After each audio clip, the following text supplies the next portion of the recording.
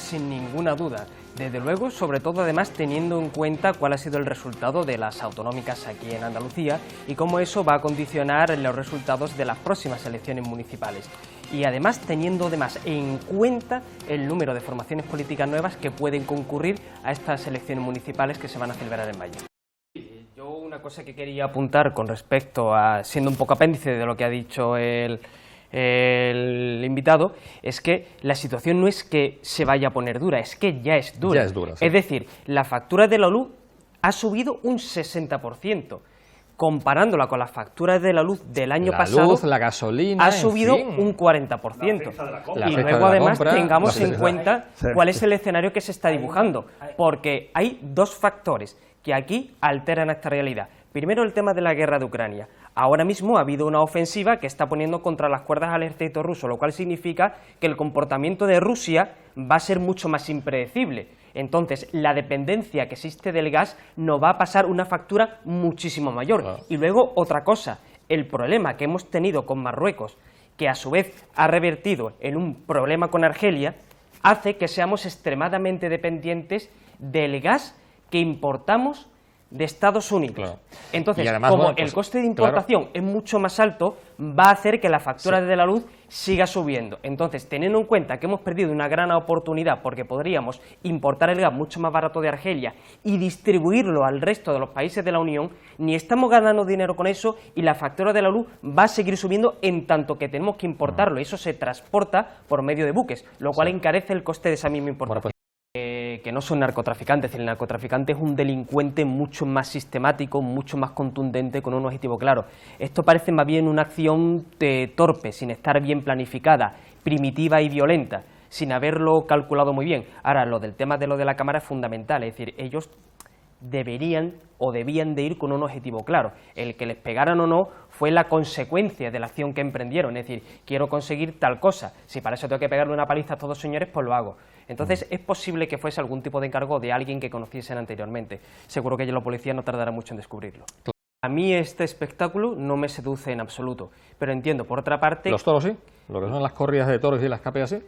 Las corridas de toros y las tapeas, de hecho, no son espectáculos que a mí me impliquen nada malo, pero este espectáculo en particular a mí personalmente no me seduce. Ahora, dicho lo cual, es una tradición nacional o una tradición local, y esas tienen que ser siempre valoradas y respetadas. Y lo más importante, al margen de todo esto, eso mueve dinero. Eso deja dinero en el municipio, eso deja dinero en la comarca, eso deja dinero en la provincia, deja dinero en la zona. Y entendiendo que hay un montón de gente que pueda vivir de eso, por muy repelente o repugnante que nos pueda parecer eso, tiene que prevalecer siempre el hecho de que la gente viva de ese medio, porque si tú prohíbes eso completamente, le estás quitando el sustento a muchísima gente. Entonces, si se ponen las dos cosas en la balanza, pienso que la cuestión económica tiene que prevalecer.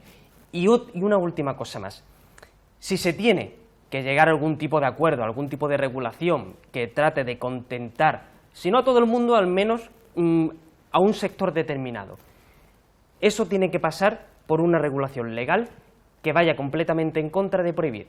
Es decir, aquí parece que todo se soluciona igual. No nos gusta algo, vamos a prohibirlo. No, oiga, no. Se puede regular el espectáculo, encauzarlo, eliminar los detalles más desagradables, más sórdidos, pero mantenerlo, porque lo que sí que es absolutamente irracional es pretender que ese espectáculo se vaya a prohibir. Una tradición no se va a eliminar porque un decreto ley o una ley diga que tiene que desaparecer. No va a desaparecer, pero sí se puede matizar, y es lo más razonable, y no se causa un perjuicio económico a la gente que vive de eso. Tiene que ver con toda una industria y muchísimas familias que viven de eso. Como digo, eso a mí particularmente me parece un espectáculo sórdido, pero entiendo que al margen de que a mí o a mucha otra gente le pueda parecer justamente un espectáculo sórdido, hay que valorar la realidad. Y la realidad es que una ley no va a eliminar eso. Vamos a hacer algo práctico, que es encauzarlo, modularlo por aspectos más civilizados. Pienso que eso sí es razonable y se puede hacer. Que desaparezca por medio de un decreto ley es una quimera. Ha sido el caso particular de buenos políticos, ya al margen de la ideología que no tenga, insisto, buenos políticos que han sido menoscabados por el partido al que pertenecían, es decir, el partido les ha hecho daño a ellos, no a ellos al partido. Y con el tema de los delegados, pues hombre, todavía es pronto, ¿no? Ya veremos. Pero lo que sí que es importante, valorando el tema de Ciudadanos, es que ha producido en algunos casos, buenos gestores. Y eso es en definitiva lo que tiene que ser un buen político, al margen de que sea un ideólogo. Un buen gestor de la cosa pública, que sepa elevarse sobre su propia ideología para hacer lo que esté bien, incluso aunque vaya en contra de su propio interés. Y yo creo que a la vista está. No centrarse tanto en el funeral de esta señora, sino en las dificultades que va a atravesar su hijo a la hora de reinar. El Reino Unido es un imperio en decadencia, lo lleva siendo mucho tiempo y ahora es más evidente que nunca. Y tiene una dificultad enorme, y es la propia constitución del Reino Unido. Es decir, el Reino Unido no es un país, es una unión de países, es una unión de naciones. Y tiene un problema grave, por un lado, las tensiones secesionistas, tanto de Escocia como de Irlanda del Norte, que van a, lógicamente, presionar ahora que hay una situación de debilidad en la única institución que sirve de pegamento de todo el Reino Unido precisamente para conseguir su objetivo político. Porque lo que une el Reino Unido no es ni la Cámara de los Lores ni es el primer ministro, ni siquiera es la Iglesia anglicana, es la monarquía. Si la monarquía se debilita, la estructura del reino también se debilita en sí, y ese va a ser un problema muy grave. Y luego, además, otras tensiones de separación que no vienen dentro del propio Reino Unido, sino del resto de países que forman parte de la corona británica, es decir, países como Australia o como Canadá, que no son repúblicas, que son monarquías. El republicanismo puede y va a ganar seguramente ahí un coto político importante. Entonces, sumado a eso, a la crisis económica que le ha provocado el Reino Unido, el Brexit, que no haya un mercado internacional, que era lo que ellos pretendían, ser bucaneros del mundo.